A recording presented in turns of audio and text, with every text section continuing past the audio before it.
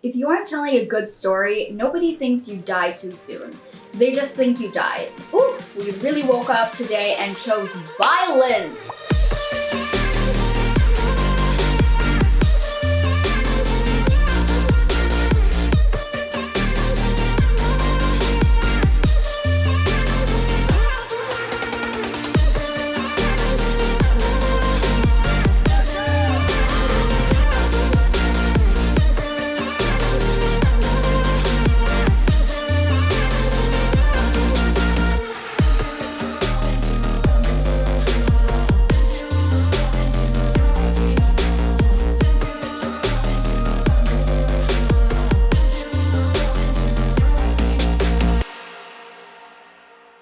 Hey friends, welcome back to the channel. If you're new here, my name's Chloe. I'm a second-year undergraduate studying digital culture in King's College London, and on this channel we explore all things natively digital, personal development, and intentional living so that we can all learn, grow, and live more meaningful lives together. And in today's video, we'll be talking about this book, A Million Miles in a Thousand Years by Donald Miller, and the 5 major lessons I learned from it on how we can all lead more meaningful lives.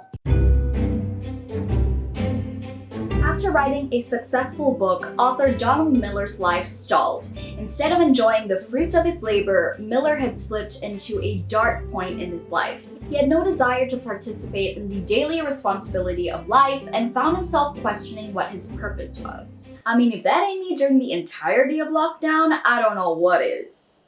While in this slump, he was approached by 2 movie producers wanting to turn his book into a movie.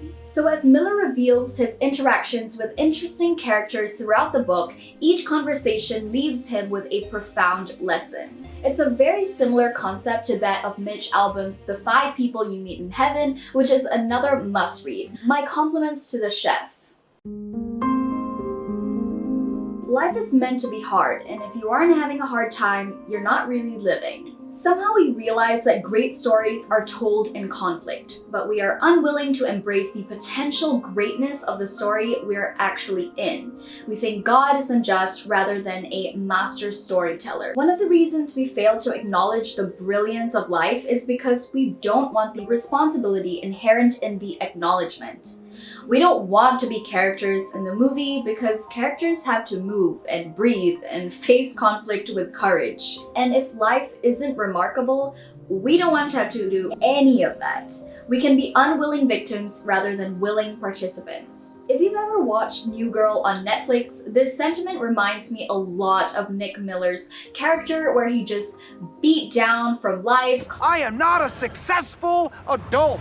I don't eat vegetables and or take care of myself. Constantly victimizing himself and self-sabotaging as a way to never leave his comfort zone and to always feel safe because that toxic cycle is predictable to him and it makes him feel in control. If you think about it, an enormous amount of damage is created by the myth of utopia. There is an intrinsic feeling in nearly every person that your life could be perfect if you only had such and such car, a spouse, or a job. We believe we'll be made whole by our accomplishments, our possessions, or our social status. It's written in the fabric of our DNA that life used to be beautiful and now it isn't. And if only this, and if only that, then life would be beautiful again.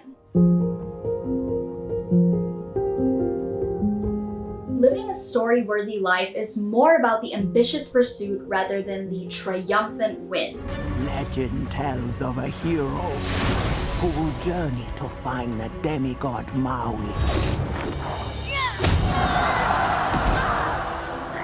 One of the most profound lessons in this book was that we were designed to live through something rather than to attain something. And the thing that we were meant to live through was designed to change us. The point of a story is the character arc, the change. If we look at human evolution, we would literally have not gotten to where we are today if it weren't for undergoing massive changes, overcoming adversity, and human suffering. People love to have lived a great story, but few people like the work it takes to make it happen. But joy costs pains. I love this quote by John C. Maxwell where he says that success is the journey. Sometimes you win, sometimes you learn. Life is the pursuit of meaning itself, and that search for meaning provides the basis for a person's motivation. Pain then, if one could have faith in something greater than herself, might be a path to experiencing a meaning beyond the false gratification of personal comfort. A meaningful life requires you risking it all.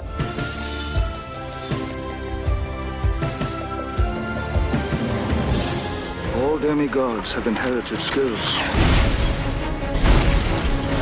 Now, this feels counterintuitive because so many of us are constantly seeking convenience over discomfort or unhappiness over uncertainty. This probably boils down to all of the conditioning that we had in school and by our parents to just stick to the stuff you know.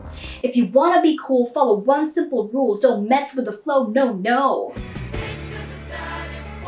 Let me explain. Do you know why we praise those who go skydiving, bungee jumping, confessing to their crush, or going up on stage to give a speech? It's because we know how much they're putting on the line to accomplish that and the high risk involved in the pursuit of that. Don't get me wrong though, it can be really scary to put yourself out there like that. But you honestly can't tell me you've not reached this point in your life without having to overcome some sort of discomfort or adversity. What I personally find really helpful in doing whenever I fear something is reminding myself of a concrete experience in the past when I was scared of something and I did it anyways. For example, taking a gap year instead of pursuing university right away was a pretty big risk for me, considering I had no plan whatsoever of how I was going to spend one whole year of my life. And yet it turned out to be one of the most memorable years of my life. I worked at some really cool companies, made new friends, traveled to faraway places, ticked things off my bucket list, and through all of that, got to know myself a little bit better. Any story worth telling usually comes from a place of discomfort and growth. It never comes from you just wanting to live life comfortably. That's why we watch movies. It's to escape the mundane reality that is our life and go on these epic adventures towards self-discovery. But why can't we experience that in our own lives? After all, fear isn't only a guide to keep us safe. It's also a manipulative emotion that can trick us into living a boring life. Don't wait for life to get interesting. Constantly seek exciting opportunities. Miller calls such opportunities inciting incidents. This is a tool deployed by writers to create events that sets the main character or characters on the journey that will occupy them throughout the narrative. Typically, this incident will upset the balance within the main character's world. Such incidents can be when you decide to sign up for that marathon, start your own YouTube channel, or to challenge yourself to learn a language in 7 days. As to compliment a guy, a stranger, by saying, 你很帅，帅，你很帅。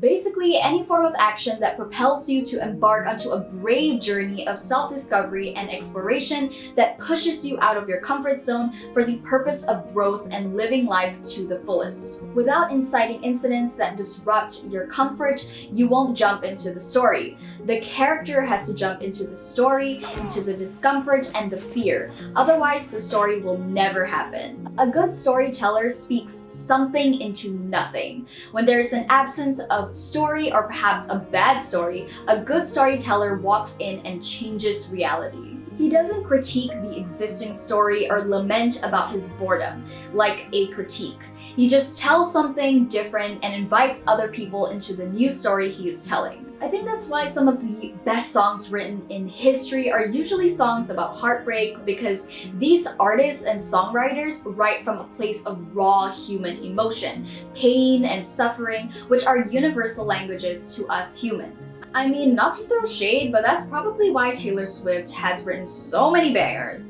It's the heartbreak for her. If you're not living the life you want to live, don't just sit there and wait for something to miraculously happen for you. Create new challenges for yourself and have other people involved in it too. The more the merrier. Surround yourself with people who are also seeking meaningful lives. Now, it probably isn't a shocker that who you choose to surround yourself with will be a direct reflection of traits and dreams that live within you. The main way we learn story is not through movies or books, it's through each other. You become like the people you interact with, and if your friends are living boring stories, I'm sorry to say, but you probably are too. So surround yourself with people who actively seek experiences beyond their comfort zone. Enjoy evolving and having a growth mindset because it will likely influence the way you live life too. And having extra accountability can only do wonders for you on this path of living a meaningful life.